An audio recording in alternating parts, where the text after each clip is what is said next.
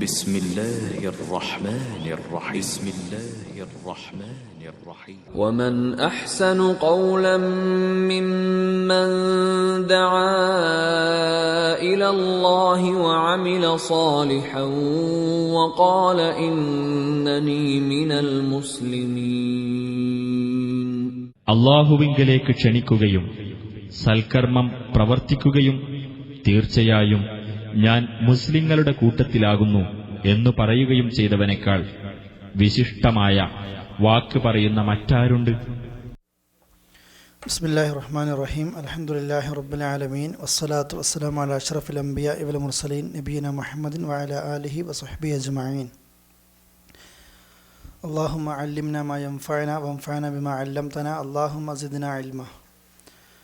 അഊദു ബില്ലാഹി മിനശ് ശൈത്വാനിർ റജീം. ബിസ്മില്ലാഹിർ റഹ്മാനിർ റഹീം. ഫിദ്ദുനിയാ വൽ ആഖിറ വയസ്അലൂനക അനിൽ യതാമാ ഖുൽ ഇസ്ലാഹുൽ ലഹും ഖൈർ വഇൻ തുഖാലിതൂഹും ഫഇഖ്വാനുകും വല്ലാഹു യഅലമുൽ മുഫ്സിദ മിനൽ മുസ്ലിഹ് വലൗ ശാഅ അല്ലാഹു ലഅഅനതകും ഇന്നല്ലാഹ അസീസുൻ ഹകീം. വലാ തൻകിഹുൽ മുശ്രികാതി ഹത്താ യുഅ്മിൻ വലഅമതുൻ മുഅ്മിനതുൻ ഖൈറും മിൻ മുശ്രികത്തിൻ വലൗ അഅജബത്കും വലാ തൻകിഹുൽ മുശ്രികീന ഹത്താ യുഅ്മിനൂ വലഅബ്ദുൻ മുഅ്മിനുൻ ഖൈറും മിൻ മുശ്രികിൻ വലൗ അഅജബകും ഉലൈക യദ്ഊന ഇലന്നാർ വല്ലാഹു യദ്ഊ ഇലൽ ജന്നതി വൽ മഗ്ഫിറതി ബിഇദ്നി വയുബയ്യിനു ആയാതിഹി ലിന്നാസി ലഅല്ലഹും യതദക്കറൂൻ. വയസ്അലൂനക അനിൽ മഹീൽ ഖുൽ ഹുവ അദൻ ഫഅ്തസിലുൻ നിസാഅ ഫിൽ മഹീദി വലാ തഖ്റബൂഹുന്ന ഹത്താ യത്ഹുർൻ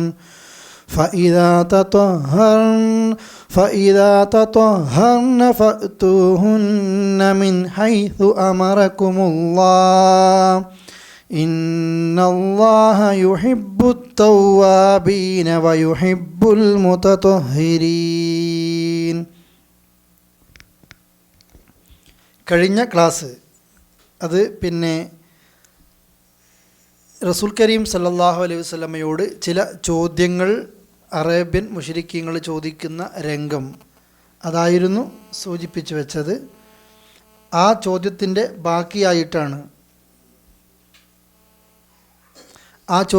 ബാക്കിയായിക്കൊണ്ട് തന്നെയാണ് ഈ ആയത്തും ഇന്ന് തുടങ്ങിയ ആയത്തുകളും അഥവാ പിന്നെ സൂചിപ്പിച്ച് വരുന്നത്. കഴിഞ്ഞ ക്ലാസ്സിൽ അവസാനമായിട്ട് കള്ളിനെപ്പറ്റി, ചൂതാട്ടത്തെപ്പറ്റി, അതുപോലെ തന്നെ എന്താണ് ചെലവഴിക്കേണ്ടത് എന്ന വിഷയത്തെക്കുറിച്ച് അങ്ങനെയുള്ള ചോദ്യങ്ങൾ വന്നു. ഒറ്റ ആയത്തിൽ തന്നെ 3 ചോദ്യങ്ങൾ വന്നു. കള്ളിനെപ്പറ്റി വന്നു, ചൂതാട്ടത്തെപ്പറ്റി വന്നു, എന്ത് ചെലവഴിക്കണം എന്നത് വന്നു.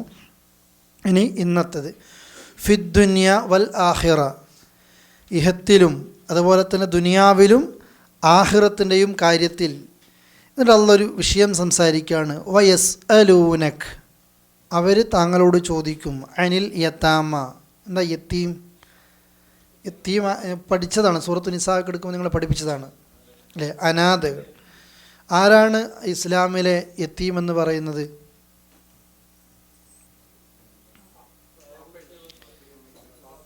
വാപ്പ ഉമ്മ ഇല്ലാതിരിക്കണമല്ലേ? വാപ്പ മാത്രം ഇല്ലാതിരുന്നാൽ മതിയോ?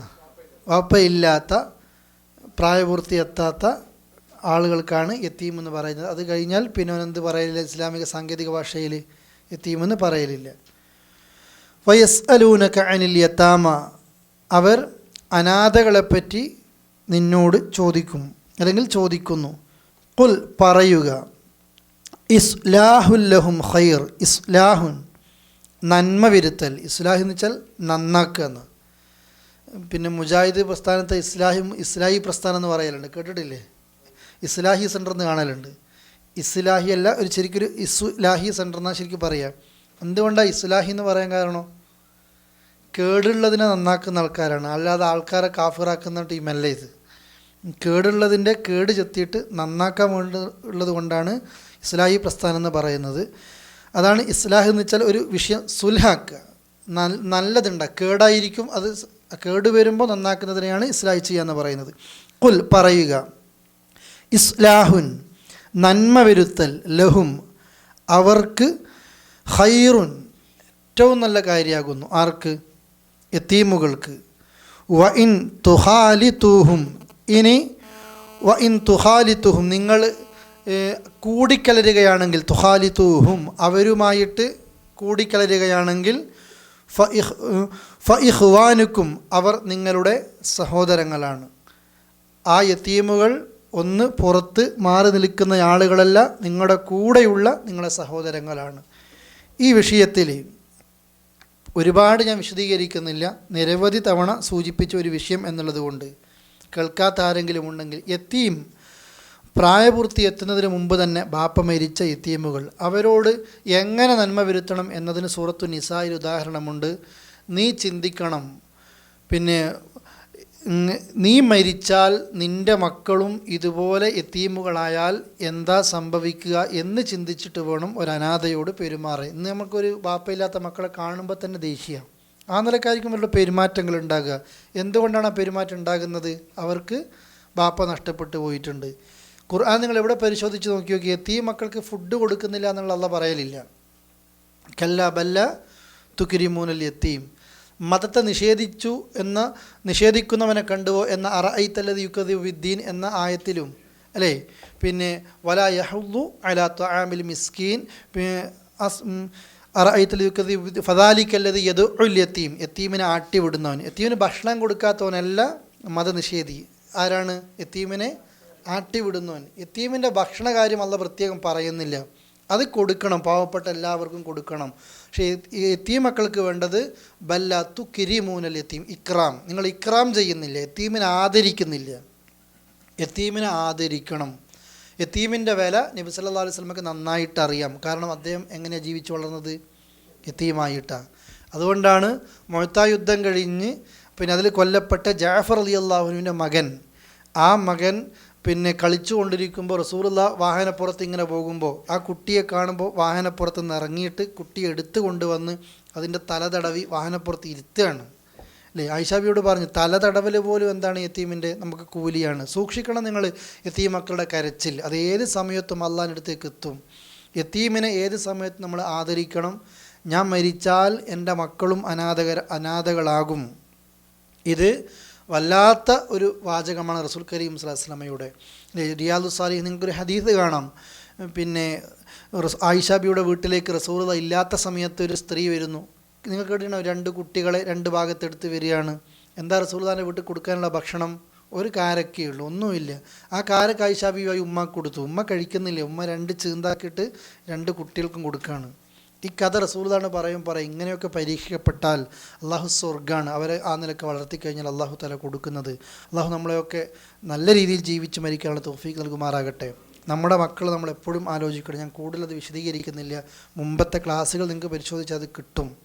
യതീം മക്കളെ ഒരിക്കലും നമ്മൾ എന്ത് ചെയ്യരുത്, ഒരു 2ാം കണ്ണോടുകൂടി കാണരുത്. അവർ ചെയ്ത തെറ്റല്ല, നമ്മളെ പരീക്ഷിക്കാനാണ് അവർ ആ നിലക്കായത്. അള്ളാഹു യതീം മക്കളെ നമ്മുടെ മുമ്പ് കൂടെയൊക്കെ ഇങ്ങനെ നടത്തിക്കും. അവർ ചെയ്ത തെറ്റല്ലല്ലോ അള്ളാഹു അവരുടെ വാപ്പയെ മരിപ്പിച്ചത്. നേരെ മറിച്ചിട്ട് എന്നിട്ടും നമ്മൾ എന്ത് ചെയ്യുന്നില്ല, പരിഗണിക്കുന്നില്ല. യതീം മക്കൾക്ക് സ്പെഷ്യൽ ക്യൂ വരും, സ്പെഷ്യൽ യൂണിഫോം വരും, ബോർഡിങ്ങിൽ യതീം മക്കളോട് സ്പെഷ്യൽ പെരുമാറ്റമായിരിക്കും. ഒന്നും പാടില്ല. ഞാനും യതീമിനെ സംരക്ഷിക്കുന്നവന് സ്വർഗത്തിൽ എത്ര അടുത്താണ്. 2 വിരലിങ്ങനെ വിടർത്തി കാണിച്ചിട്ട് പറയാണ്, ഇത്ര അടുത്ത് ഞങ്ങളുണ്ട്. അത് നബി സ്വല്ലല്ലാഹു അലൈഹി വസല്ലം പറയാണ്. ഏതൊക്കെ യതീം? ബന്ധത്തിലുള്ള യതീമും ബന്ധത്തിൽ പെടാത്ത യതീമും. ആളുകൾ ഇന്ന് ചെയ്യലുണ്ട്. ആ യതീം മക്കളുടെ വാപ്പാക്ക് നല്ല സ്വത്തൊക്കെ ഉണ്ടെങ്കിൽ അത് തീരുന്നത് വരെ നോക്കും, കഴിഞ്ഞാൽ അങ്ങനെ തന്നെ വിട്ടുവയ്ക്കും. അതുപോലെ തന്നെ ആ യതീമിൻ്റെ മുതൽ നിങ്ങൾ അനർഹമായി തിന്നരുതേ. ഇന്നല്ലദീന യഅ്കുലൂന അംവാലൽ യതാമ ദുൽമ ഇന്നമാ യഅ്കുലൂന ഫീ ബുതൂനിഹിം നാറ. തീയാണ് അവർ തിന്നുന്നത്. യതീമക്കളെ മുതൽ അനർഹമായിട്ട് ഇങ്ങനെ തിന്നു കഴിഞ്ഞാൽ തീയാണവർ തിന്നുന്നത് എന്നത് സൂക്ഷിക്കണേ എന്ന് അള്ളാഹുവിൻ്റെ ഖുർആൻ പ്രത്യേകമായിട്ട് സൂചിപ്പിക്കുകയാണ്. വയസ്അലൂനക അനിൽ യത്താമ, അനാഥകളെപ്പറ്റി അവർ തങ്ങളോട് ചോദിക്കും. ഖുൽ, പറയണം, ഇസ്ലാഹുൽ ലഹും ഖൈർ, അവർക്ക് നന്മ വരുത്തുന്നത് ഖൈറാണ്, ഉത്തമമായ കാര്യമാണ്. വ ഇൻ തുഖാലിതുഹും, അവരുമായി നിങ്ങൾ ഇടകലർന്ന് ജീവിക്കുകയാണ്, കൂടിക്കലർന്ന് ജീവിക്കുകയാണെങ്കിൽ ഫ ഇഖ്വാനുക്കും, അവർ നിങ്ങളുടെ സഹോദരങ്ങളാണ്. ശരിക്കും യതീമിനോടുള്ള ജീവിതം കൂടിക്കലർന്നിട്ടുള്ള ജീവിതമാണ് വേണ്ടത്. അപ്പോഴാണ് അവർക്ക് നഷ്ടപ്പെട്ട ബാപ്പയുടെ സ്നേഹം കുറച്ചെങ്കിലും കിട്ടാൻ പോകുന്നത്. നമ്മൾ യത്തീം ഖാന എന്നുള്ള രീതി പണ്ടുണ്ടാക്കാനൊരു കാരണമുണ്ട്. രോഗങ്ങളൊക്കെ വന്ന് പല മുസ്ലിം രക്ഷിതാക്കളും മരിച്ചപ്പോൾ, അല്ലെങ്കിൽ പലരും മരിച്ചപ്പോൾ, മറ്റു മതവിഭാഗത്തിൽപ്പെട്ട ആളുകളൊക്കെ ആ നിലയ്ക്ക് സംരക്ഷിക്കപ്പെട്ടപ്പോൾ മുസ്ലിങ്ങളിൽ അങ്ങനെ കാണുന്നില്ല. അപ്പോൾ ആ സംരക്ഷണം ഏറ്റെടുക്കാൻ വേണ്ടി പെട്ടെന്ന് ചെയ്ത ഒരു സംവിധാനമാണ്. ശരിക്കും നമ്മൾ ചെയ്യേണ്ടത് അതിൻ്റെ ഏറ്റവും നല്ല വശേതാണ്, നമ്മുടെ വീട്ടിൽ അവരെന്ത് ചെയ്യലാണ്, വളർത്തലാണ്. അപ്പോഴാണ് ബാപ്പയുടെ സ്നേഹം എന്താണ് എന്ന് അവർക്ക് മനസ്സിലാകുന്നത്. ഒരു യത്തീംഖാനത്തെ വാർഡൻ്റെ സ്വഭാവമൊക്കെ നോക്കിക്കഴിഞ്ഞാൽ അല്ലേ, യത്തീംഖാന എന്ന് പുറത്തിറങ്ങിയ കുട്ടിക്ക് ലോകത്ത് ഏറ്റവും ദേഷ്യം അവിടുത്തെ വാർഡനോടായിരിക്കും. കാരണം ഇത് ചോദിക്കാൻ സാധാരണ തല്ലിയാൽ CBSE സ്കൂൾ പഠിക്കുന്ന മക്കളെ തല്ലൂലല്ലോ, കാരണം തല്ലിയാൽ ചോദിക്കാൻ പിറ്റേന്ന് ആൾ വരും. ഇതിനങ്ങനെയല്ലല്ലോ, ചോദിക്കാൻ ആൾ വരില്ലല്ലോ അല്ലേ. ആ നിലയിലേക്ക് എത്തിപ്പോവുകയാണ്, നമ്മളവരങ്ങനെ ആക്കുകയാണ്. അങ്ങനെയല്ല, നമ്മളിലൂടെ അവർക്ക് ലഭിക്കണം. അതുകൊണ്ടാണ് ഞാൻ ആമുഖമായിട്ട് പറഞ്ഞത്, നമ്മൾ മരിച്ചാൽ നമ്മുടെ മക്കളുടെ ഈ അവസ്ഥ എന്നോർത്തിട്ട് വേണം ഒരു യത്തീമിനോട് നമ്മൾ പെരുമാറാൻ. അള്ളാഹു കാക്കുമാറാകട്ടെ. അള്ളാഹു യഅലമു, അവൻ അറിയുന്നവനാകുന്നു, അൽ മുഫ്സിദ, ചീത്ത, മിനൽ മുസ്ലിഹി, അഥവാ പിന്നെ നന്മയിൽ നിന്ന് ചീത്തയുണ്ടാക്കുന്ന ആൾ. മുഫ്സിദ് ആരാണ് വൃത്തികേടുണ്ടാക്കുന്നത് എന്നത് അള്ളാഹു അറിയുന്നവനാകുന്നു. വലൗ ഷാ അള്ളാഹു ഉദ്ദേശിക്കുകയാണെങ്കിൽ ല അഅനതക്കും, നിങ്ങളെ ബുദ്ധിമുട്ടിക്കുക തന്നെ ചെയ്യുമായിരുന്നു. നിങ്ങൾ എങ്ങാനും ഉദ്ദേശിച്ചാൽ നിങ്ങളെ പ്രയാസപ്പെടുത്തുമായിരുന്നു. ഇന്നല്ലാഹ, തീർച്ചയായും അല്ലാഹു തആല അസീസുൻ, ഇസ്സത്തുള്ളവനാ, പ്രതാപശാലിയാണ്, ഹക്കീമുൻ, അഗാധമായി അറിവുള്ളവനാണ്, അഗാധജ്ഞാനിയാണ്, യുക്തിമാനാണ് എന്നതാണ് ഉദ്ദേശിക്കുന്നത്. അഥവാ യത്തീമിനോടുള്ള പെരുമാറ്റം പറഞ്ഞിട്ടാണ് അല്ലാഹു തആല ഈ വിഷയം പറഞ്ഞത്. യത്തീമിനോട് നിങ്ങൾ നല്ലപോലെ പെരുമാറണേ, കൂടിക്കലർന്ന് ജീവിക്കുമ്പോൾ സഹോദരങ്ങളായിട്ട് കാണണേ. അള്ളാഹ്ക്കറിയാം ആരാണ് ചീത്ത ചെയ്യുന്നവൻ, ഫസാദ് ഉണ്ടാക്കുന്നവൻ. സുൽഹ് നടന്ന് ആ വിഷയത്തിൽ ഫസാദ് ഉണ്ടാക്കുന്നവൻ ആരാണ് എന്ന് അല്ലാഹു തആലക്ക് കൃത്യമായിട്ട് അറിയാം. എന്നിട്ട് പറയാണ്, ഈ നിലയ്ക്ക് ഏതെങ്കിലും യതീം മക്കളോടടക്കം ഇവിടെ നിങ്ങൾ ഈ നിലയ്ക്ക് വൃത്തികേട് ചെയ്താൽ അള്ളാഹു ഉദ്ദേശിക്കുകയാണെങ്കിൽ നിങ്ങളെ വല്ലാതെ ബുദ്ധിമുട്ടിക്കാനും അള്ളാഹ്ക്ക് കഴിയും. അള്ളാഹു അസീസാണ്, അള്ളാഹു ഹക്കീമാണ്. എന്തെങ്കിലും ഡൗട്ടുണ്ടോ ചോദിക്കുക യതീമുമായി ബന്ധപ്പെട്ട വിഷയത്തിൽ?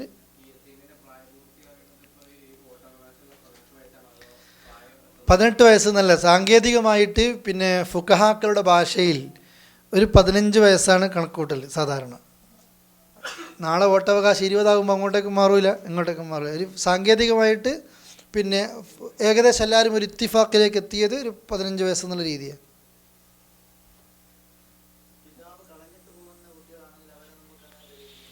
പിതാവ് കളഞ്ഞിട്ട് പോകുന്ന കുട്ടികൾ യത്തീമാണ്. ശരിക്കും പിതാവ് മരിച്ച മക്കളാണ് യത്തീം. പക്ഷെ അറബി കവികളൊക്കെ പറയാറുണ്ട്, ഈ അറബി സാഹിത്യത്തിലേക്ക് വായിക്കുമ്പോൾ ചിലപ്പോൾ പിതാവ് മരിച്ച മക്കളായിരിക്കുമല്ലോ യത്തീം, പിതാവ് വീട്ടിൽ തന്നെ ഉണ്ടാകുന്ന മക്കളും ചിലപ്പോൾ എന്തായിരിക്കും, യത്തീമായിരിക്കും. പിതാവ് കളഞ്ഞിട്ട് ആളുകൾ, ബാപ്പയുടെ ലഭിക്കാത്ത ആളുകളൊക്കെ നമുക്ക് ആ ഭാഷയിൽ യത്തീമെന്ന് പറയാം, അനാഥരെന്ന് പറയാം. പുരയിലുണ്ടാവും, ചിലപ്പോൾ ഉപ്പയും പുരയിലുണ്ടാവും, പക്ഷെ എന്നാലും ആ മക്കൾ കബറും പുറത്ത് ജീവിക്കുന്ന പോലെ ജീവിക്കുക, ആരും ഇല്ലാത്ത പോലെ അല്ലേ. അത് വേറെ വിഷയമാണ്. ഈ പരിഗണന ശരിക്കും ബാപ്പ മരണപ്പെട്ട് നഷ്ടപ്പെട്ടു പോയ ആളുകളാണ്. മറ്റേതൊരു പരീക്ഷണമാണ് അന്നൊക്കെ ചെയ്യുക.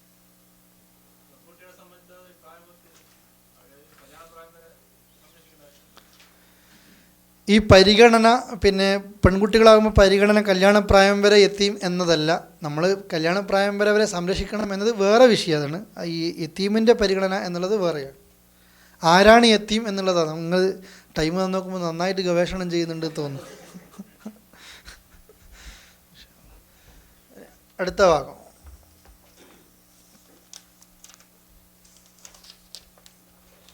ഈ എല്ലാ വിഷയവും നിങ്ങൾ കണ്ടില്ലേ? പിന്നെ യത്തീമക്കളെ പറ്റി ചോദിക്കുന്നു, പിന്നെ ഖംറിനെ പറ്റി ചോദിക്കുന്നു, മൈസറിനെ പറ്റി ചോദിക്കുന്നു. അപ്പോഴൊക്കെ ഉത്തരം പറയുമ്പോൾ ഖുൽ എന്ന പ്രയോഗം കണ്ടിട്ടില്ലേ? ഞാൻ പലപ്പോഴും ഇവിടെ വിശദീകരിക്കുമ്പോൾ പറഞ്ഞിരുന്നു, ഈ അൽബക്കറയിലും ഞാൻ നിങ്ങൾക്കത് എടുത്തിരുന്നു. ഖുൽ എന്ന് പറയാതെ അവർ നിന്നോട് ചോദിച്ചാൽ എന്ന് പറഞ്ഞിട്ട് ഖുൽ താങ്കൾ പറയാ എന്ന് പറയാതെ അള്ളാഹ് കൊടുക്കുന്നൊരു മറുപടി ഏത് വിഷയത്തിൽ മാത്രമേ ഉള്ളൂ? ചോദ്യം മനസ്സിലായോ? അവർ താങ്കളോട് ചോദിക്കും ഖുൽ നിങ്ങൾ പറ എന്നായിരിക്കും അള്ളാഹിൻ്റെ ശൈലി. അങ്ങനെ ഖുൽ എന്ന് പറയാതെ അള്ളാഹ് ഡയറക്റ്റ് ഉത്തരം തരുന്നത് ഏത് വിഷയത്തിൽ മാത്രം? ദുആന്റെ വിഷയത്തിൽ മാത്രം അല്ലേ? ഇദാ സഅലക ഇബാദി അന്നി, നബിയെ നിങ്ങളോട് എന്നെപ്പറ്റി അവർ ചോദിച്ചാൽ ഖുൽ നിങ്ങൾ പറ എന്ന് അള്ളാഹ് പറയൂല. അവിടെ എന്താ നേരിട്ട് അള്ളാഹ് പറഞ്ഞത്? ചോദിച്ചാൽ ഫഇന്നി ഖരീബ്, ഞാൻ അവിടെ അടുത്തുണ്ട്. പ്രാർത്ഥനയുടെ വിഷയത്തിൽ റസൂലുള്ളാഹിനെ പോലും അത് നടുവിൽ എന്ത് ചെയ്തിട്ടില്ല, വെച്ചിട്ടില്ല. അത് നേരെ മനുഷ്യരിൽ നിന്ന് ആരിലേക്ക് വരേണ്ടതാ? അള്ളാഹിലേക്ക് പോകേണ്ടതാ. ബാക്കി എല്ലാത്തിലും ആരോട് പറയാൻ വേണ്ടി പറയുന്നുണ്ട്? റസൂലുള്ളാഹിനെ വിളിച്ച് പറയുന്നുണ്ട്. ഇതാണ് ദുആയുടെ പ്രത്യേകത. ഇനി അടുത്ത വചനം, വലാ തൻകിഹുൽ മുശ്രിക്കാത്ത്, വലാ തൻകിഹു നിങ്ങൾ നിക്കാഹ് ചെയ്യരുത്, അൽ മുശ്രിക്കാത്തി ഷിർക്ക് ചെയ്യുന്നവർ അഥവാ ബഹുദൈവ ആരാധകരെ നിങ്ങൾ പിന്നെ നിക്കാഹ് ചെയ്യരുത്. ഹത്താ യുഅ്മിന്ന അഥവാ പിന്നെ വിഗ്രഹാരാധകരായ അല്ലെങ്കിൽ ബഹുദൈവ ആരാധകരായ പിന്നെ സ്ത്രീകളെ നിങ്ങൾ വിവാഹം ചെയ്യരുത്. ഹത്താ യുഅ്മിന്ന അവർ മുഅ്മിനീങ്ങളാകുന്നത് വരെ, വിശ്വസിയാകുന്നത് വരെ. വല അമത്തുൻ മുഅ്മിനത്തുൻ ഒരു മുഅ്മിനത്തായ അടിമപ്പെണ്ണാണ് ഖൈറുൻ നിനക്ക് ഏറ്റവും ഉത്തമം, മിൻ മുശ്രിക്കത്തിൻ ഒരു മുശ്രിക്കത്തായ ഒരു പെണ്ണിനേക്കാൾ. വലോ അഅജബതക്കും വലോ അഅജബത്ക്കും നിനക്ക് അവൾ അത്ഭുതമുണ്ടാക്കിയാലും ശരി, അതല്ലെങ്കിൽ നീ അവളെ ഏതെങ്കിലും നിലക്ക് അത്ഭുതം ഏത് ആശ്ചര്യപ്പെട്ട് കഴിഞ്ഞാലും ശരി, അടിമപ്പെണ്ണാണ് ഒരു മുശ്രിക്കത്തായ പെണ്ണിനേക്കാൾ നിനക്ക് ഖൈർ. ഇതാണ് ആയത്ത്. ഒന്നും കൂടെ, വലാ തൻകിഹു നീ വിവാഹം ചെയ്യരുത്, അൽ മുശ്രിക്കാത്തി മുശ്രിക്കീങ്ങളെ അഥവാ ബഹുദൈവ ആരാധകരായ സ്ത്രീകളെ, ഹത്താ യുഅ്മിന്ന അവർ വിശ്വസിക്കുന്നത് വരെ. വല അമത്തും മുഅ്മിന മുഅ്മിനത്തായ സ്ത്രീയാണ് ഖൈറുൻ ഏറ്റവും ഉത്തമമായത്, മിൻ മുശ്രിക്കത്തിൻ ഒരു ബഹുദൈവ ആരാധകയായ ഒരു സ്ത്രീയേക്കാൾ, ഒരു മുശ്രിക്കത്തിനേക്കാൾ. വലോ അഅജബത്ക്കും അഥവാ പിന്നെ അവൾ നിനക്ക് എന്തെങ്കിലും അത്ഭുതം അവൾ നിനക്ക് അത്ഭുതപ്പെടുത്തിയാലും ശരി. അഅജബ എന്ന് വെച്ചാൽ അത്ഭുതപ്പെടുത്തുക എന്നാണ്. അവൾ നിനക്ക് അത്ഭുതപ്പെടുത്തിയാലും ശരി. ഇത് ഇസ്ലാമിൻ്റെ ഒരു നിയമമാണ്. അടുത്ത ഭാഗം കൂടി എടുക്കുകയാണ്. വലാ തുൻകിഹുൽ മുശ്രിക്കീൻ, ഇത് പെണ്ണുങ്ങളോട് പറയാണ്. വലാ തുൻകിഹു നിങ്ങൾ വിവാഹം ചെയ്യരുത് സ്ത്രീകളെ. ആര് വിവാഹം ചെയ്ത്? അല്ല മുശ്രിക്കീന ബഹുദൈവ ആരാധകരായ പുരുഷന്മാരെ അഥവാ ബഹുദൈവ ആരാധകരായ പുരുഷന്മാരെ സ്ത്രീകളും മുസ്ലിങ്ങളായ സ്ത്രീകളും വിവാഹം ചെയ്ത്. ഹത്താ യുഅ്മിനൂ അവർ വിശ്വസിക്കുന്നത് വരെ. വല അബ്ദു മുഅ്മിൻ അമത്ത് അടിമപ്പെണ്ണ്, അബ്ദോ അടിമ, അടിമ ആൺ അല്ലേ? വല അബ്ദു മുഅ്മിനുൻ ഒരു മുഅ്മിനായ അടിമയാണ്, ഖൈറുൻ ഖൈറായത്, മിൻ മുശ്രിക്കിൻ ഒരു മുശ്രിക്കിനേക്കാൾ. വലൗ അഅജബക്കും അവൻ നിന്നെ അത്ഭുതപ്പെടുത്തിയാലും ശരി. രണ്ട് നിയമ പറഞ്ഞത്. ഒരു മുസ്ലിം ആൺ ഒരു അമുസ്ലിം സ്ത്രീയെ വിവാഹം ചെയ്യരുത് വിശ്വസിക്കുന്നത് വരെ. വിശ്വസിച്ചാൽ ആ നിയമം കഴിഞ്ഞു.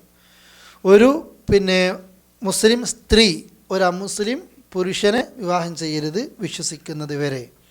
നിങ്ങൾക്ക് ഖൈറ് പിന്നെ ബഹുദൈവ ആരാധകരായ ആണിനേക്കാളും പെണ്ണിനേക്കാളും നിങ്ങൾക്ക് ഖൈറ് ഇസ്ലാമിലെ അടിമ പെണ്ണോ അതല്ലെങ്കിൽ അടിമ പുരുഷനോ ആണ് എന്നതാണ് സൂചിപ്പിക്കുന്നത്. ഇത് വൈവാഹിക രംഗത്ത് ഏറ്റവും ആദ്യം നമ്മൾ നിലപാടെടുക്കേണ്ട ഒരു വിഷയമാണ് ആദർശ ബന്ധം. ഇവിടെ മുശ്രിക്കാത്ത് മുശ്രിക്കീൻ എന്നാണ് പറഞ്ഞത്. ശരിക്കും വിഗ്രഹാരാധകർ എന്നാണ് അർത്ഥം അല്ലേ? ഈ ബഹുദൈവ ആരാധകർ. അതുമാത്രമല്ല കാഫിറുകൾ, അല്ല ഇല്ല എന്ന് പറയുന്നവരും എന്തുതന്നെയാണ്? കാഫിറാണ്. പക്ഷെ ഇവിടെ പറഞ്ഞ ആയത്തിൽ എന്തേ പറഞ്ഞിട്ടുള്ളൂ? മുശ്രിക്കിൻ ഷിർക്ക് ചെയ്യുന്ന ആൾക്കാരാണ്. ബഹുദൈവ വിശ്വാസികൾ മാത്രമല്ല, ചില ആളുകൾക്ക് ബഹുദൈവ വിശ്വാസമൊന്നും ഉണ്ടാവില്ല. എല്ലാം അവസാനം ഏകദൈവത്തിലെ വിശ്വാസം ഉണ്ടാകുക, ആരാധിക്കുന്നതോ ഇഷ്ടം പോലെ ഉണ്ടാകും. അതുകൊണ്ട് ഞാൻ ബഹുദൈവ ആരാധകർ എന്ന് പറയാൻ കാരണം അവരടക്കമുള്ള എല്ലാ കാഫിറുകളെയുമാണ് ഉദ്ദേശിക്കുന്നത്. ഇവിടെ ഇല്ലെങ്കിലും സൂറത്തുൽ മുംതഹിന 10-ാമത്തെ വചനമായിരിക്കും അള്ളാഹു പ്രത്യേകിച്ച് പറയുന്നുണ്ട് എല്ലാ വിശ്വാസികളെ പറ്റി. ലാഹുന്ന ഹില്ലുല്ലഹും ലാഹുന്ന ഹില്ലുല്ലഹും, അവർ ഹില്ലുല്ലക്കും, നിങ്ങൾക്ക് അനുവദനീയമല്ല. ആ അവിശ്വാസിനികളായ ഒരു സ്ത്രീയും നിങ്ങൾക്ക് അനുവദനീയമല്ല. അതുപോലെ അവിശ്വാസികളായ ഒരു പുരുഷനും ഇവർക്കും, ഈ സ്ത്രീകൾക്കും അനുവദനീയമല്ല. കല്യാണം കഴിക്കണമെങ്കിൽ ആദ്യം എന്ത് വേണം? മുസ്ലിം ആയിരിക്കണം. ഇതിൽ ഒഴിവ് നൽകിയത് ഇബ്നു അബ്ബാസ് റഹ്മത്തുള്ളാഹി റളിയല്ലാഹു അൻഹു പറഞ്ഞതുപോലെ, അതല്ലെങ്കിൽ ഖുർആനിലെ നെസ് വന്നതുപോലെ, സൂറത്തുൽ മാഇദയിൽ വിശദീകരിച്ചതുപോലെ ജൂതരിൽ നിന്നും ക്രിസ്ത്യാനികളിൽ നിന്നുമുള്ള സ്ത്രീകളെ മാത്രമാണ് വിവാഹം ചെയ്യാൻ ഇസ്ലാമിൽ അനുവദിക്കുന്നത്. ചെറിയ ഉപാധികൾ വെച്ചിട്ടുണ്ട്. അതിൽപ്പെട്ട പതിവ്രതകളായ സ്ത്രീകൾ, നല്ല സ്ത്രീകൾ, അഹ്ലു കിതാബിൽപ്പെട്ട ജൂതരും ക്രിസ്ത്യാനികളും, അവരെയാണ് നമുക്ക് വിവാഹം ചെയ്യാൻ അനുവദിക്കപ്പെട്ടത് എന്നത് സൂറത്തുൽ മാഇദയിലെ 5-ാമത്തെ വചനത്തിലൂടെ അള്ളാഹു പറയുന്നത്. 5ഓ 4ഓ അതിലും ഉപാധികളുണ്ട്. പിന്നെ അവർ ഏതെങ്കിലും നിലക്ക് തോന്നിവാസികളായി ജീവിക്കുന്ന ആളുകളാകരുത്, നല്ല മാന്യതയും അച്ചടക്കവുമായിട്ട് ജീവിക്കുന്ന ആളുകൾ. എന്നാലും പണ്ഡിതന്മാർ ആ വിഷയത്തിലും സംസാരിച്ചിട്ടുണ്ട്. അങ്ങോട്ടേക്ക് തിരഞ്ഞിട്ടല്ല പോകേണ്ടത്. നാളെ നമ്മുടെ മക്കളുടെ ഭാവി എപ്പോഴും എന്ത് ചെയ്യണം? ശ്രദ്ധിക്കണം. അങ്ങനെ സംഭവിച്ചു കഴിഞ്ഞാലും ജനിക്കുന്ന മക്കൾ പോലും ഈ ഇസ്ലാമിക ചിട്ടയിൽ ജീവിക്കാൻ പറ്റാത്ത സാഹചര്യമാണ് ഉണ്ടാകുന്നത്. അതുകൊണ്ട് അങ്ങോട്ടേക്ക് പോകരുത് എന്ന രീതിയിൽ നമ്മൾ ശ്രദ്ധിക്കുക. അതല്ലെങ്കിൽ ആളുകൾ ശ്രദ്ധിക്കുക. ഖുർആൻ്റെ നെസ് ആ നിലക്ക് വന്നു.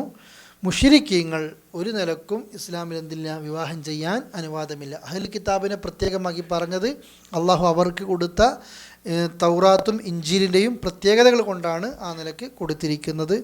കല്യാണം കഴിക്കുമ്പോൾ ആദ്യം നമ്മൾ നോക്കേണ്ടത് ആദർശബന്ധാണ്.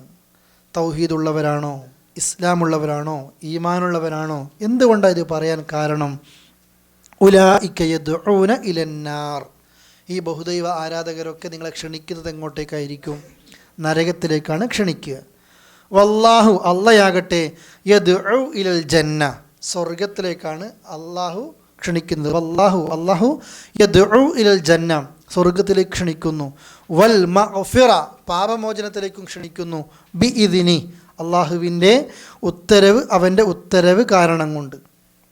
വയുബയ്യിനു ആയാത്തിഹി, അവൻ്റെ ദൃഷ്ടാന്തങ്ങളെ, ആയത്തുകളെ അവൻ വിവരിക്കുന്നു. ലിന്നാസി, ജനങ്ങൾക്ക്. ലഅല്ലഹും യതദക്കറൂൻ, അവർ ഉറ്റാലോചിക്കാൻ വേണ്ടിയിട്ട്. അത് 2-3 കാര്യങ്ങൾ ഇവിടെ പറഞ്ഞു കഴിഞ്ഞു. ബഹുദൈവ ആരാധകരായ സ്ത്രീകളെ, പുരുഷന്മാരെ കല്യാണം കഴിക്കാൻ പാടില്ല. അടിമപ്പെണ്ണും അടിമ പുരുഷനുമാണ് അതിനേക്കാൾ ഹൈറ്. കാരണം അവർ നരകത്തിലേക്ക് ക്ഷണിക്കുന്നു. അള്ളാഹ് എങ്ങോട്ടാണ് ക്ഷണിക്കുന്നത്? ഇലൽ ജന്ന, ഒന്ന് സ്വർഗത്തിലേക്ക്. പിന്നെയോ വൽ മഗ്ഫിറ, എന്താ മഗ്ഫിറത്ത്? പാപമോചനത്തിലേക്ക്. നമ്മൾ അള്ളാഹിനോട് ഇസ്തിഗ്ഫാർ ചോദിച്ച് അള്ളാഹ് പുറത്തു തരും. അതിലേക്കാണ് അള്ളാഹ് നമ്മളെ കൂട്ടിക്കൊണ്ടു പോകുന്നത്. അള്ളാഹുവിൻ്റെ ഇതിനോടുകൂടി, ഉത്തരവോടുകൂടി. വയുബയ്യിനു ആയാത്തിഹി ലിന്നാസ്, ജനങ്ങൾക്ക് അവൻ്റെ ദൃഷ്ടാന്തങ്ങൾ, ആയത്തുകൾ അവൻ വിവരിക്കുന്നു. ലഅല്ലഹും യതദക്കറൂൻ, അവർ ഉറ്റാലോചിക്കാൻ വേണ്ടിയിട്ട്. ശരിക്കും പഠിച്ചോ? ഈ നിയമങ്ങളൊക്കെ പഠിച്ചിട്ട് ഇനി 2ാമത്തെ കെട്ടാൻ നോക്കുമ്പോൾ അല്ല ഈ നിയമം പഠിക്കേണ്ടത്. കിട്ടിക്കഴിഞ്ഞാൽ അങ്ങനത്തെ നിന്നോട്ടെ. നമ്മുടെ മക്കളുണ്ടാകുമല്ലോ, അല്ലേ? പെൺകുട്ടികളും ഉണ്ടാകുമല്ലോ. ഇനി ആ നിലയ്ക്ക് നമ്മൾ എന്ത് ചെയ്യണം? കല്യാണത്തിന് ആദർശബന്ധം നോക്കണം. എല്ലാ സമയത്തും നമ്മൾക്ക് പിന്നെ എല്ലാം നോക്കും. അവന് പിന്നെ കള്ളുടിക്കലുണ്ടോ, അല്ലെങ്കിൽ വേറെ ഏതെങ്കിലും സ്വഭാവങ്ങളുണ്ടോ, ഇതൊക്കെ ആലോചിക്കും. നിസ്കാരം അതും സാരമില്ല, ആൾക്ക് ശരിയായിക്കോളും. ബാക്കിയൊന്നും ഉണ്ടാകരുത്. ഉണ്ടാകേണ്ട സാധനം എന്തില്ല? ഒരിക്കലും പ്രശ്നമില്ല.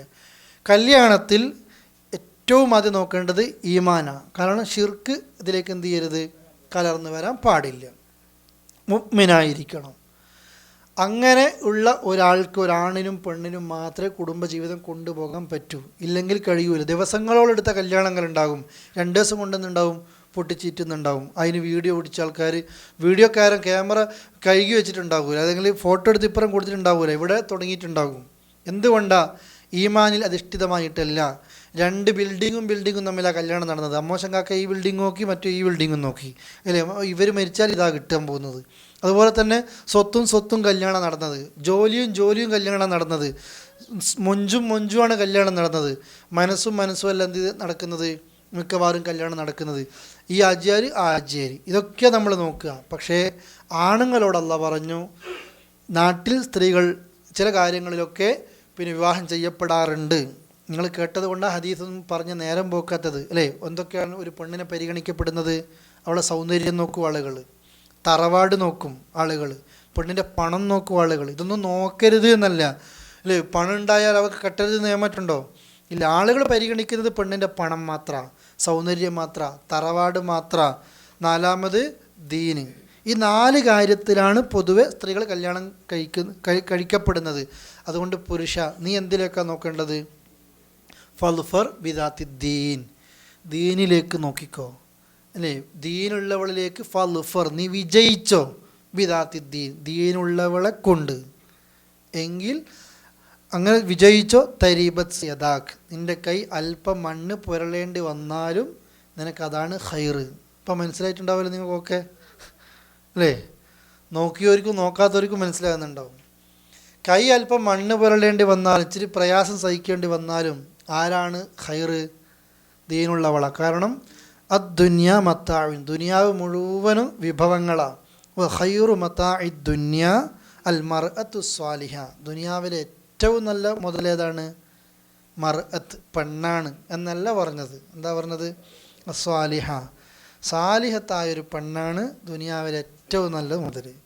അതുകൊണ്ടാണ് റസൂലുള്ളാഹി പറഞ്ഞത്, നല്ല വീട്, നല്ല വാഹനം, നല്ല പെണ്ണ് ഒരാണിൻ്റെ കൂടെ ഉണ്ടായാൽ അയാൾക്ക് സമാധാനം ഉണ്ടാകും, അല്ലേ? അതിൽ ആ 3 പറഞ്ഞതിൽ തന്നെ നല്ല വീടുമുണ്ട്, നല്ല വാഹനമുണ്ട്, കൂടെയുള്ള പെണ്ണ് ശരിയില്ലെങ്കിലോ ഈ 2 കൊണ്ടൊരു കാര്യമില്ല. കൊച്ചു കൂരയിലാണ് താമസിക്കുന്നത്, അല്ലെങ്കിൽ വാടക മുറിയിലാണ് താമസിക്കുന്നത്, വണ്ടിയില്ല, കൂടെയുള്ള പെണ്ണ് നല്ലതാണെങ്കിലോ അയാൾക്കെല്ലാം അഡ്ജസ്റ്റ് ചെയ്യാൻ പറ്റും.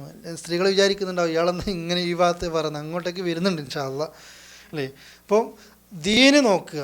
നമ്മുടെ ദുനിയാവിലെ വിജയത്തിനും ആഖിറത്തിലെ വിജയത്തിനും ഏത് പ്രയാസങ്ങൾ വന്നാലും നമ്മൾ ആ നിലക്ക് സഹിക്കാനും, അതല്ലെങ്കിൽ നമ്മൾ പിന്നെ എല്ലാ നിലക്കും പൊറുക്കാനും, നല്ല ജീവിതം കിട്ടാനും കല്യാണം കഴിക്കുമ്പോഴേ നമ്മൾ എന്ത് നോക്കണം? ദീന് നോക്കണം. അതുകൊണ്ട് ആ ദീനുള്ളവളെ കൊണ്ട് നീ വിജയിച്ചോ എന്ന് പറഞ്ഞത്. ഇത് അപ്പോൾ നമ്മൾ നോക്കുക, അതങ്ങനെ ഉണ്ടാവും, ഇങ്ങനെ ഉണ്ടാവും, ഇത് ശരിയാകും, എല്ലാം നോക്കും. ഇപ്പോൾ ആൾക്കാർ പറയും, അല്ലേ, ആ സ്ത്രീ ശരിയല്ല, നിസ്കാരമൊന്നുമില്ല, അവിടത്തൊന്നും മറക്കാതെ വേഷം, അതൊക്കെ ഓൻ്റെ അടുത്തല്ലേ കിട്ടുന്നത്, ഓനായിട്ട് ശരിയാക്കുമെന്ന് അറിയും. അവസാനം നോക്കിയാൽ ഓന് ഓളെപ്പോലായിട്ടുണ്ടാവും, അല്ലേ? ഓനെ ശരിയാക്കിയിട്ടുണ്ടാവും. അങ്ങനെ നടക്കൽ.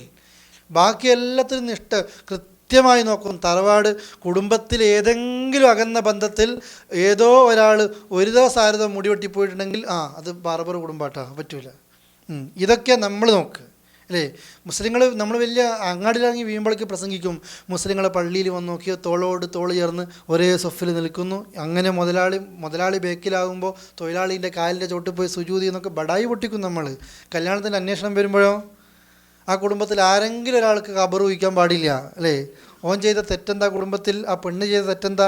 പെണ്ണിൻ്റെ അകന്ന ബന്ധത്തിൽ ഒരാൾ ഖബർ കുഴിച്ചു കൊടുത്തിട്ടുണ്ട്, ഏതോ മുസ്ലിം, അതുകൊണ്ട് ഖബർ വഹിക്കുന്ന കുടുംബമാണ്, അത് പറ്റൂല, അല്ലേ? അറവ് നടത്തിപ്പോയിട്ടുണ്ട്, അതുകൊണ്ട് പറ്റൂല, മുടിവെട്ടി പോയിട്ടുണ്ട്, പറ്റൂല. ഇതെല്ലാം കഴിഞ്ഞിട്ട് നമുക്ക് ജാതി ഇതൊന്നുമില്ല എന്ന് പറയും, പക്ഷേ ഉള്ളിൻ്റെ ഉള്ളിൽ ഇതുപോലും എന്ത് ചെയ്യുന്നുണ്ട്? ആളുകൾ നോക്കുന്നുണ്ട്. അള്ളാഹിനോട് ദുആ ചെയ്യുക, നമ്മൾ ഒരു നിലക്കും ചെയ്യരുത്. കല്യാണത്തിൽ ഒരാണിനെ സംബന്ധിച്ചിടത്തോളം എപ്പോഴും നോക്കേണ്ടത് എന്താണ്? പെണ്ണിൻ്റെ മതനിഷ്ഠയാണ്. ഉണ്ടോ? ആ പെണ്ണിനെയാണ് നീ പോറ്റുന്നത്, ആ നിലയിൽ കല്യാണം കഴിക്കുന്നത്. നിനക്കൊരു അപകടം ഉണ്ടാകൂലേ? ഇത്തിരി പ്രയാസം സഹിക്കേണ്ടി വന്നാലും നിനക്കത് വിജയിക്കാം. പെണ്ണിൻ്റെ ബാപ്പാരോട് പറഞ്ഞ് പ്രത്യേകിച്ച് അത് നമ്മൾ ഗൗരവത്തിൽ കാണണം. പെണ്ണിൻ്റെ ബാപ്പാരോട് ദീനെന്ന് മാത്രമല്ല പറഞ്ഞത്. എന്താ പറഞ്ഞത്? ഖാതബ ഇലൈക്കും മൻ തർലൗന ദീനഹു വ ഖുലുഖഹു. ആണിൻ്റെ നിങ്ങളുടെ മോൾക്കൊരു അന്വേഷണം വരികയാണ്. ആ അന്വേഷണം ചെക്കൻ എന്താണ് അല്ലെങ്കിൽ ചെറുക്കൻ എന്താണ്? ദീന് ഖൈറാണ്, സ്വഭാവമുണ്ട്. മൻ തർലൗൻ, നിങ്ങൾക്ക് ഇഷ്ടമുണ്ട്, തൃപ്തിപ്പെട്ട അവൻ്റെ ദീന്, തൃപ്തിപ്പെട്ട സ്വഭാവം. സ്കാരത്തിനൊക്കെ നല്ല മുമ്പിലുണ്ടാകും, എല്ലാത്തിനും ഉണ്ടാകും. സ്വഭാവം അത് കരിമൂർക്കൻ്റെ ഓട്ടാണ്. അതുകൊണ്ട് ഇത് രണ്ടും ഒക്കെയാണെങ്കിൽ അവർ കല്യാണം കഴിച്ചു കൊടുക്കണം. അപ്പം നിങ്ങൾ ചെക്കന് ജോലിയുണ്ടോ, ചെക്കന് ഹൈറ്റ് പിന്നെ വെളുപ്പത്രയുണ്ട്, അതങ്ങനെ ആയിട്ടില്ല, ഫോട്ടോത്തിൽ വേറെ, നേരിട്ട് കാണുമ്പോൾ വേറെ, ഇങ്ങനെയൊക്കെ മുടങ്ങാൻ കാരണം ഉണ്ടാകും. അല്ലെങ്കിൽ ഇവൾ ഏട്ടത്തേക്ക് പിടിച്ചിട്ടുണ്ടാകൂല. അല്ല, സ്വഭാവവും ദീനും രണ്ടുമാണെങ്കിൽ നിങ്ങൾ കല്യാണം കഴിച്ച് കൊടുക്കണം. കൊടുക്കുന്നില്ലേ? ദുനിയാവിന് കാരണം കൊണ്ട് ദുനിയാവിൽ അള്ളാഹു തആല ഒരുപാട് പരീക്ഷണം കൊടുക്കും. എല്ലാവരും ഈ പണി ചെയ്യുകയാണെങ്കിൽ പരീക്ഷണം കൊടുക്കും. എന്താ അയാളെ പിടിക്കാത്തത്? അയാൾ നിസ്കരിക്കുന്നവനല്ലേ, ദീനുള്ളവനല്ലേ, നല്ല സ്വഭാവമുള്ള നല്ല അല്ലേ അയാൾ, അത് ശരി, അതാ ജോലി ശരിയായിട്ടില്ല അല്ലേ എന്നൊക്കെയാ പറയുക. അങ്ങനെ പെണ്ണിൻ്റെ രക്ഷിതാക്കളും ശ്രദ്ധിക്കരുത്. ഇത് രണ്ടും നോക്കണം. ഇപ്പോൾ ഏത് ഭാഗത്തും എന്ത് നോക്കാനാ പറഞ്ഞത്? മതനിഷ്ഠ നോക്കാൻ, ദീന് നോക്കാനാ. അള്ളാനെ പേടിച്ച് ജീവിക്കുന്ന ഒരാളാണ്, അവർക്കാണ് ദുനിയാവിലും ആഖിറത്തിലും എന്ത് ചെയ്യുന്നത്? ഖൈർ ലഭിക്കുന്നത്. ഇല്ലെങ്കിൽ നമ്മൾ ആ തുടക്കം മുതൽ തന്നെ നമ്മൾ എന്ത് ചെയ്യാണ്? അള്ളാഹു പറഞ്ഞ മാർഗത്തിൽ നിന്ന് വ്യതിചലിക്കുകയാണ് എന്ന് മനസ്സിലാക്കുക. ഇങ്ങനെ ജീവിക്കുമ്പോൾ ആദർശപരമായിട്ട് കുടുംബത്തിൽ അവർക്ക് എപ്പോഴും നന്മയുണ്ടാക്കാൻ പറ്റും. അത് കണ്ട് വളരുന്ന മക്കൾക്കത് പറ്റും. അതുകൊണ്ടാണ് ഇത് ഇല്ലാത്ത ആളുകൾ ഉലൈക യദ്ഊന ഇലന്നാർ, നരകത്തിലേക്ക് ക്ഷണിക്കുക. എത്രയോ പെൺകുട്ടികളുണ്ട് നല്ല പോലെ പിന്നെ ദീനി സ്ഥാപനത്തിലൊക്കെ പഠിച്ച് വലുതായി അവസാനം കല്യാണം കഴിച്ച് അയപ്പിച്ചത് നാടിൻ്റെ ആചാരം കൊണ്ട് കല്യാണം കഴിച്ച് അയപ്പിച്ചത് ഏതെങ്കിലും കുടിയൻ്റെ വീട്ടിലേക്കായിരിക്കാം, അല്ലെങ്കിൽ ഏതെങ്കിലും മോശപ്പെട്ട വ്യക്തിയുടെ ജീവിതത്തിൽ അങ്ങനെ ആയിരിക്കാം. ഇതുവരെ തൗഹീദിലനുസരിച്ച് ജീവിച്ചൊരു പെൺകുട്ടി ഈ ബാപ്പാൻ്റെ തിടുക്കം കൊണ്ട് എപ്പോഴും ശിർക്ക് ചെയ്യുന്ന വീട്ടിലേക്കായിരിക്കാം. എന്നിട്ട് ആ ജീവിതം, അതുകൊണ്ട് അവർ കൊണ്ടുപോകുന്ന നരകത്തിലേക്കായിരിക്കും. അള്ളാഹ് നമ്മളെ വിളിക്കുന്നത് എങ്ങോട്ടേക്കായിരിക്കും?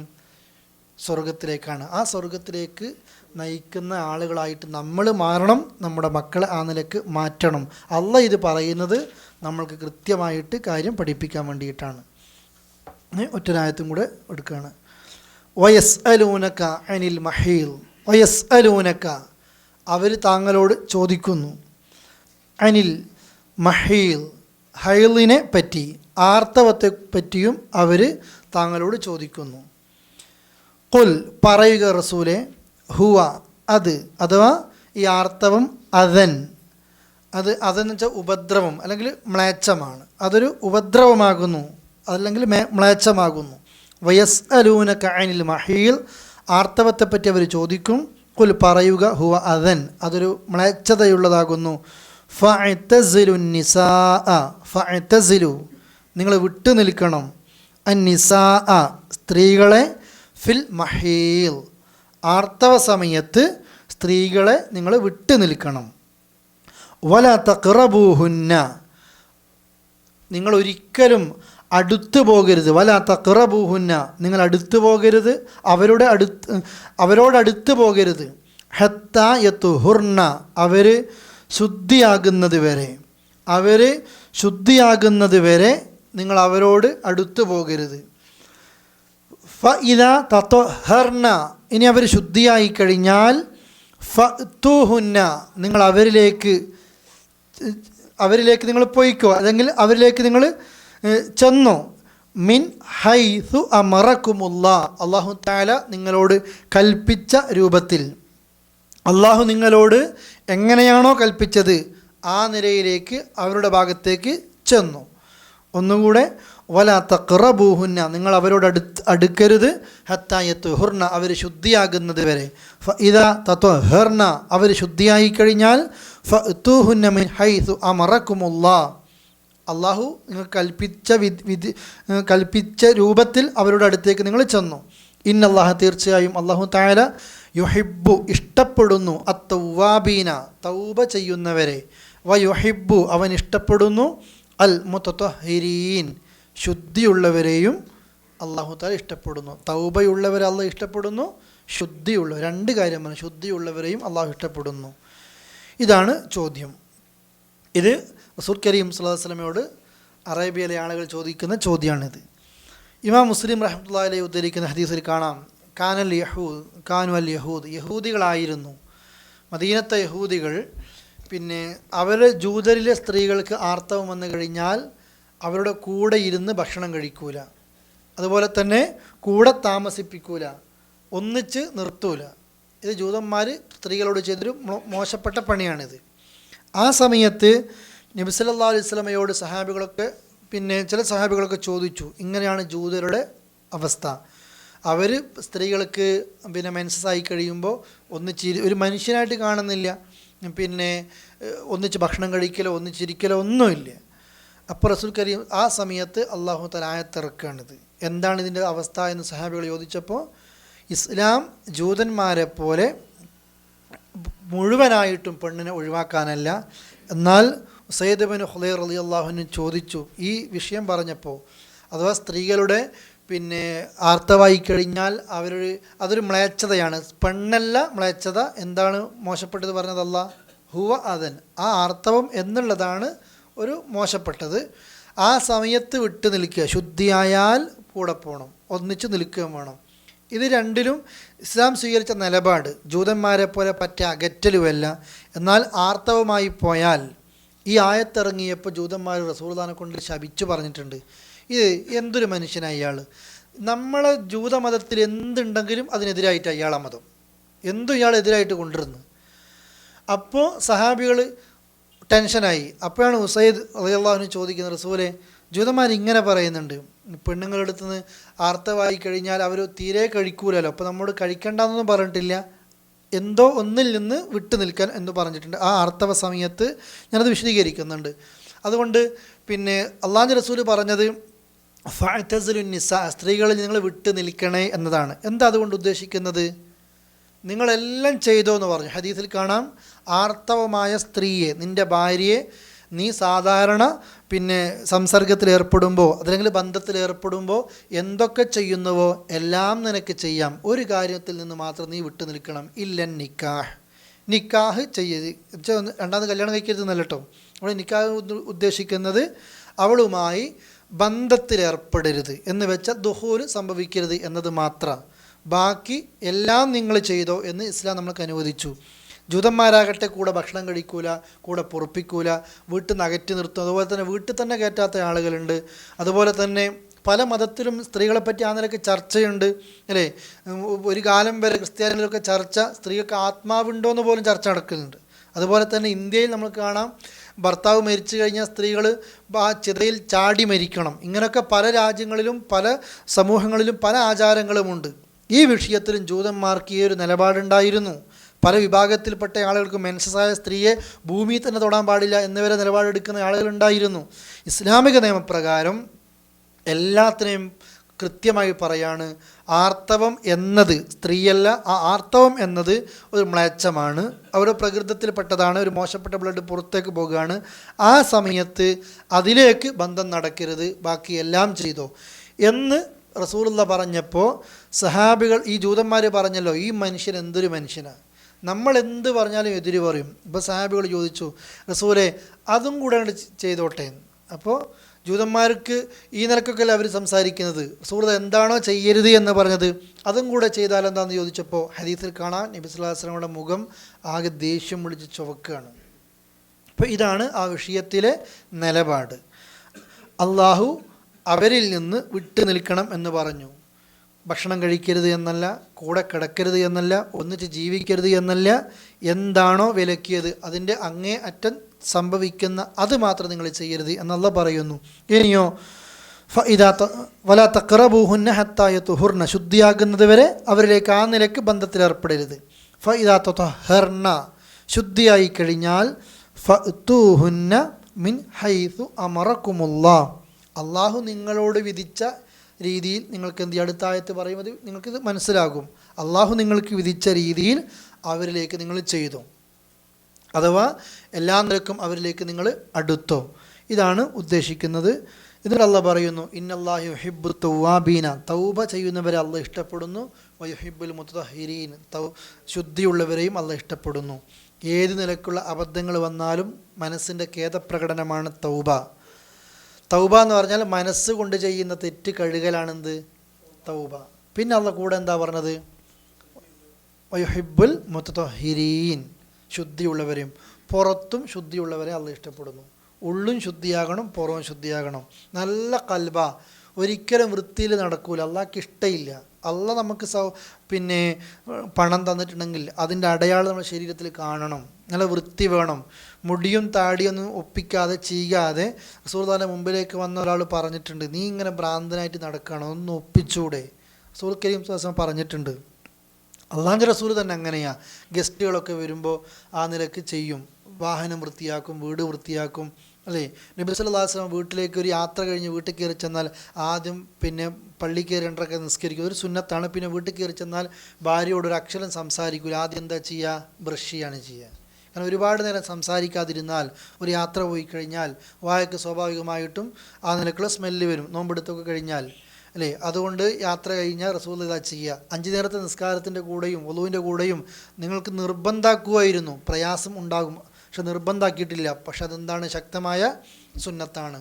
പല്ല് തേക്കൽ, മിസ്വാക്ക് ചെയ്യൽ. അങ്ങനെ ഡ്രസ്സ് ശുദ്ധിയാകണം, നല്ല ഡ്രസ്സ്, നല്ല ആരോഗ്യം. അള്ളാഹു താലക്ക് അവരെയാണ് ഇഷ്ടം. ഇങ്ങനെ കൊയിഞ്ഞാടി പോകുന്നതിനെ ഒരാളെക്കാണ് അള്ളാഹ്ക്ക് ഇഷ്ടം ആരെയാണ്? നല്ല വൃത്തിയിലും വെടിപ്പിലും നടക്കുന്ന ഒരാളെയാണ് അള്ളാഹ്ക്ക് ഇഷ്ടം.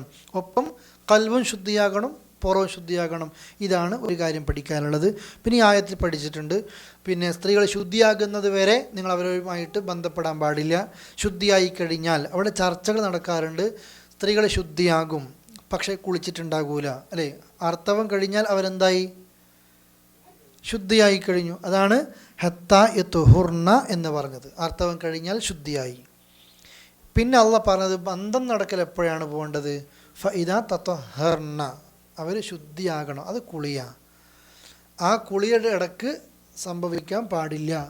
അതിൽ പണ്ഡിതന്മാർ ചർച്ച ചെയ്തിട്ടുണ്ട്. അങ്ങനെ ആർത്തവം കഴിഞ്ഞിട്ടുണ്ട്, കുളിച്ചിട്ടില്ല, അങ്ങനെ സംഭവിച്ചാൽ എന്താണ് പ്രായശ്ചിത്വം? ചില ഒരു പിന്നെ 1/2 ദീനാറും 1 ദീനാറും പല നിലക്കുള്ള ദാനം കൊടുക്കേണ്ട ഇതൊക്കെ പറയുന്നുവെങ്കിലും പ്രമാണത്തോട് ഏറ്റവും കൂടുതൽ പിന്നെ യോജിക്കാൻ കഴിയുന്നത്, അല്ലെങ്കിൽ മുഖവിലക്കെടുക്കാൻ പറ്റുന്നത്, സംഭവിച്ചു പോയാൽ തൗബ ചെയ്യലാണ് വേണ്ടത്. കുളിയുടെ മുമ്പ് അങ്ങനെ സംഭവിച്ചു പോയാൽ അള്ളാഹിനോട് എന്ത് ചെയ്യുക? തൗബ ചെയ്യുക. വലിയൊരു തെറ്റാണ് ആർത്തവകാരിയെ ആ നിലക്ക് സമീപിക്കൽ എന്നുകൂടി സാന്ദർഭികമായിട്ട് മനസ്സിലാക്കുക.